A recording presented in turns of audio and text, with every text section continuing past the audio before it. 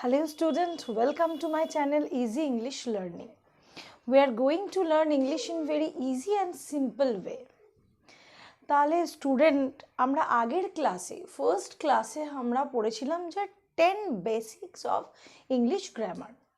তোমরা জানোই আমার চ্যানেলে আমি ইংলিশ গ্রামার এবং স্পোকেন ইংলিশ এবং রেগুলারের ডেইলি ইউজেসের ওয়ার্ডস কী করে ইংলিশের ওয়ার্ডসগুলো ইউজ হবে, ভার্বের কী ব্যাপার আছে, সব কিছুই আমরা এই চ্যানেলে ভালো করে পড়ব। তো এখন আমরা গ্রামার পোর্শন শুরু করেছিলাম। তো গ্রামার পোর্শনের ফার্স্ট ক্লাসে আমরা 10 টপিক পড়ে নিয়েছিলাম। আমরা আজকে সেকেন্ড ক্লাসে ভীষণই ভেরি ইম্পর্টেন্ট একটা টপিক পড়বো, সেটা হচ্ছে সেন্টেন্সেস। এই সেন্টেন্স জুড়ে জুড়েই তোমাকে লিখতে হবে, সেন্টেন্স জুড়ে জুড়েই কথা বলতে হবে। তাহলে যদি ইংলিশে সেন্টেন্স তোমার ক্লিয়ার না হয়, সেন্টেন্সের টপিকটাকে তুমি যদি ভালো করে বুঝতেই না পারো, তাহলে তুমি কি করে এটা রাইট আউটও করবে, নাহলে তুমি কি করে এটাকে বলবে, তাই না? আচ্ছা, সেন্টেন্স কাকে বলে আমরা আগের ক্লাসে ক্লিয়ার করে নিয়েছিলাম। এখন দেখো, সেন্টেন্সের দুটো পার্ট আছে সেটাও বলেছিলাম, সাবজেক্ট অ্যান্ড প্রেডিকেট। সাবজেক্ট কি? সাবজেক্ট হচ্ছে এটা হু বা হুম, যার সম্পর্কে সাবজেক্টটা, যাকে নিয়েই সেন্টেন্স, সেটাই হলো সাবজেক্ট। যাকে বা যাদেরকে নিয়ে আমরা একটা কথা বলি সেন্টেন্স বলে, যেমন this board is white, I am a teacher, you are a student. যাকে নিয়ে যা কথা বলি, this dog is brown, the sun is shining brightly. তাহলে এই সব কিছু যাকে যাকে নিয়ে বলবো সেটাই হচ্ছে সাবজেক্ট। আর এই সাবজেক্টকে নিয়ে যেটা বলবো, যে জিনিসটাকে আমরা ওটাকে এক্সপ্লেন করব, যে সাবজেক্টটাকে আমরা ইলাবোরেট করব, সেটাই হলো আমাদের প্রেডিকেট। ঠিক আছে? আর প্রেডিকেটের মধ্যে একটা ভার্ব পার্ট থাকবে। তাহলে আমরা একটু এক্সাম্পল দেখে নিই। ফার্স্ট এক্সাম্পল হলো the sun was shining brightly. The sun, এটা কার সম্বন্ধে? এই সেন্টেন্সটা কাকে নিয়ে বলা হচ্ছে? এই সেন্টেন্সটাতে বলা হলো যে the sun was shining brightly, তাহলে সূর্যকে নিয়ে কথা বলা হচ্ছে।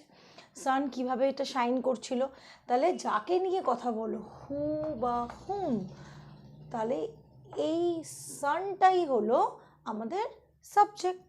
তাহলে প্রেডিকেট কি রয়ে গেল? প্রেডিকেট হলো সানটাকে, যেটা তাকে আমরা এক্সপ্লেন করছি বা এটাকে ডিফাইন করছি, বা সান কি করছে, হোয়াট এভার, যেটাই এই সাবজেক্টকে নিয়ে বলা হবে সেটাই হলো আমাদের প্রেডিকেট। তাহলে ওয়াজ শাইনিং ব্রাইটলি, তাহলে দেখো একটা ভার্ব পোর্শনস আছে, ওয়াজ শাইনিং। আচ্ছা, এখানে কখন পাস্ট টেন্স হবে, কখন প্রেজেন্ট টেন্স হবে, কখন আইএনজি অ্যাড আপ হবে, কি কি ভেরিয়েশনস হবে, সেই পার্ট অফ স্পিচ যখন পড়বো ওখানে ভার্ব পোর্শনে এই সবগুলো পড়তে হবে, ওটাও ভীষণই ইম্পর্ট্যান্ট।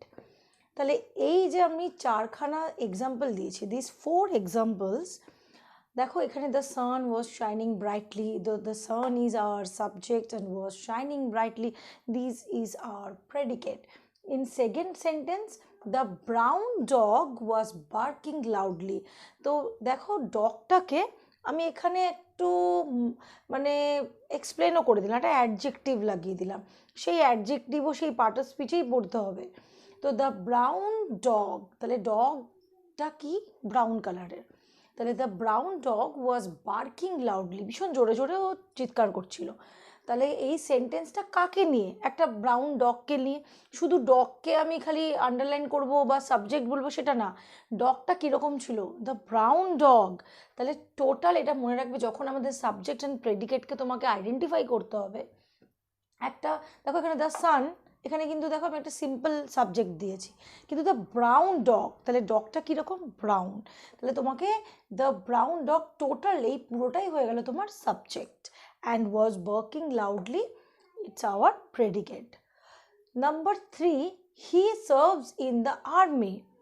দেখো, আর্মির আগে আমি দি লাগিয়েছি, এগুলো আবার সেই আর্টিকেলসে আমাদের পড়তে হবে, ঠিক আছে, কখন এ অ্যান্ড দি আসে।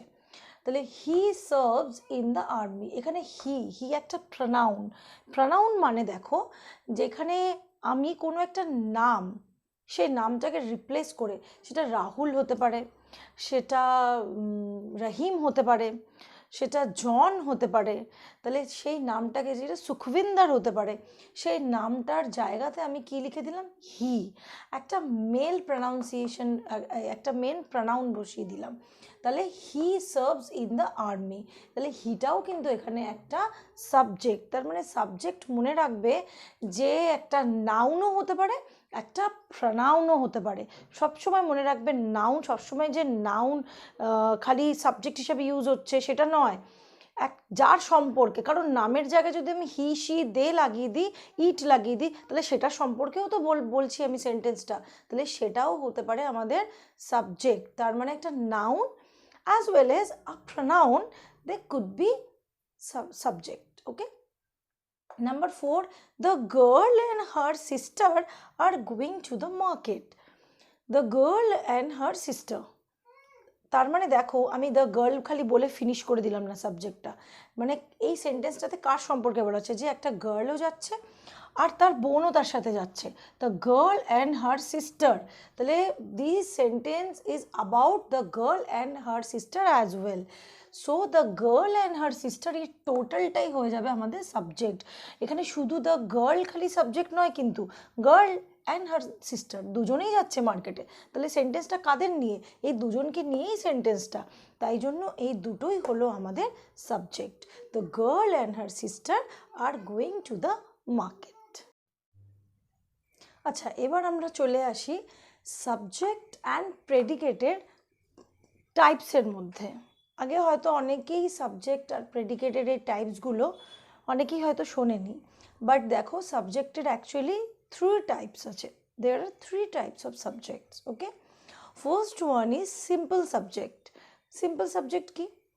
সিম্পল সাবজেক্ট মানে হচ্ছে যেখানে শুধু অনলি সাবজেক্ট থাকবে, সাবজেক্টের সাথে না আর অন্য কিছু মডিফায়ার বা অ্যাডজেক্টিভস এগুলো কিছু ইউজ করা হবে না।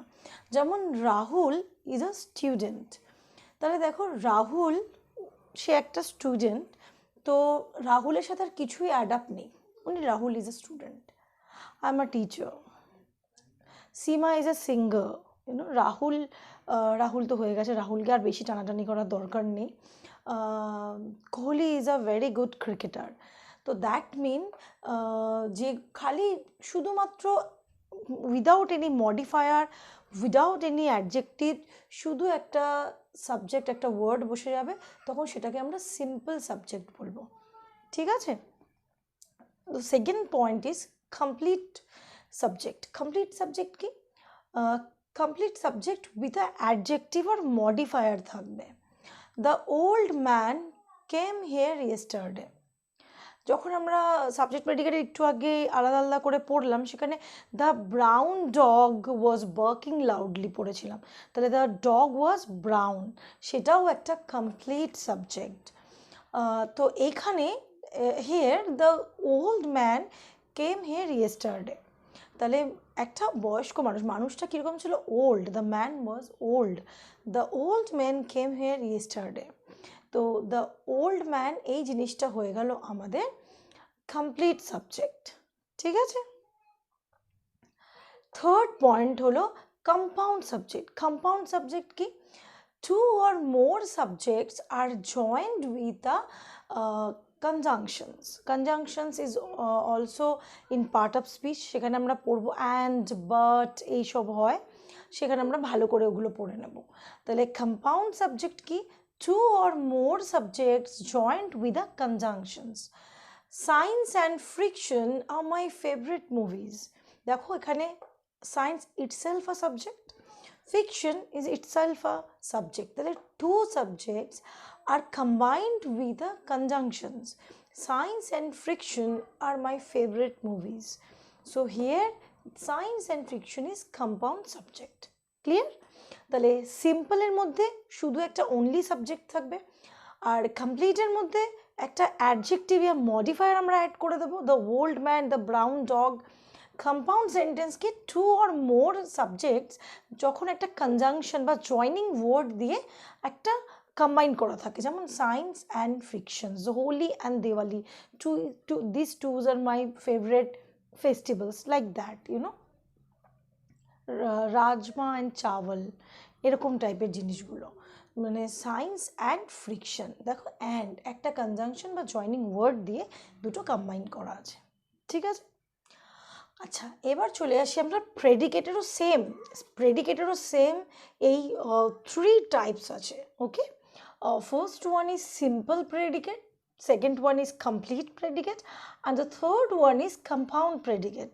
তো সিম্পল প্রেডিকেট কি? যখন অনলি ওয়ান ভার্ব থাকবে, শি ইজ কুকিং, দেখো সে রান্না করছে, শি ইজ কুকিং, খালি এখানে দেখো একটাই ভার্ব আছে, সে রান্না করছে, she is cooking, as simple as that. তাহলে ওই সিম্পল সাবজেক্টই বলো বা সিম্পল প্রেডিকেটই বলো, এগুলো সব থেকে সিম্পলার ফর্ম অফ সেন্টেন্স।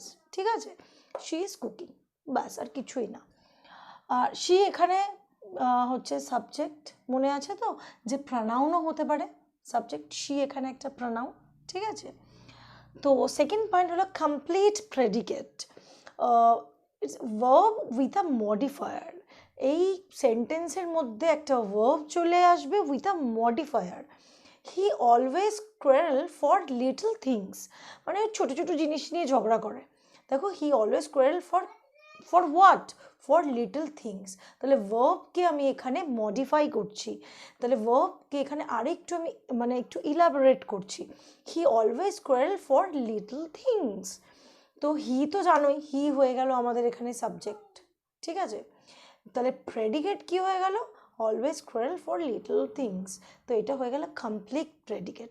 ঠিক আছে, মানে লিটল এরকমভাবে বলবে না, লিটল থিং, লিটল থিং।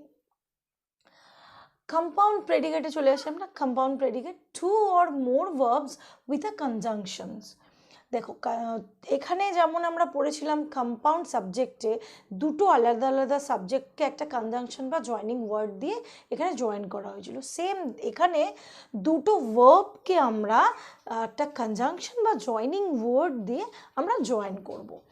দেখো, the tortoise ran slowly but steadily. সেই যে খরগোশ আর টর্টয়েজের স্টোরি ছিল, সেখানে টর্টয়েজ স্লোলি গিয়েছিল, but he ran steadily also.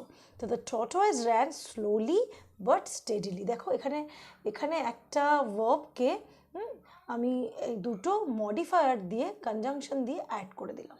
ঠিক আছে, তাহলে একটা সিম্পল প্রেডিকেট কি, যেখানে একটা মাত্র ভার্ব থাকবে, she is cooking. Second point is complete predicate, যেখানে ভার্বের সাথে একটা মডিফায়ার থাকবে, he always quarrel for little things. এখানে কম্পাউন্ড প্রেডিকেটটা কি, যেখানে টু অর মোর কনজাংশন দিয়ে দুটো ভার্ব পোর্শনসকে আমরা, ভার্বের মডিফায়ারকে আমরা অ্যাডাপ্ট করবো। The tortoise ran slowly but steadily. ঠিক আছে।